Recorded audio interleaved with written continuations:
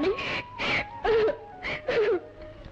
அண்ணா, வாயும் வயிறுமாக உள்ள பெண்ணை உயிரும் உள்ளமும் போல் போற்ற வேண்டும். பூச்சூட வந்திருக்கும் தாயின் அழைப்பை ஏற்க மறுத்து விட்டீர்களா? ஆமா, அதனால் தான் இந்த சோக கண்ணீர். ஏனென்றால் பாசத்தின் மறு அவதாரம் அல்லவா என் மாமன் மாமியார்.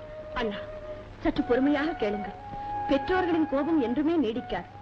அவர்களே மனம் மாறி வலுவில் நம்மை தேடி வந்துள்ள போது நாம் தடை சொல்வது அவ்வளவு அழகுமல்ல, நீதியும் அல்ல. என் வேண்டுகோள் அல்லது என் உத்தரவு, சுபாவை நீங்கள் மனமாற வாழ்த்து முகமலர போய் வா என்று கூறுங்கள். என்ன? நடப்பது நடக்கட்டும். எனக்கென்று என்ன ஒரு புது அவமானமா வந்து விட போகிறது? இதையே கொஞ்சம் இன்பமாக சொல்லிவிட்டால் என்ன நஷ்டமா?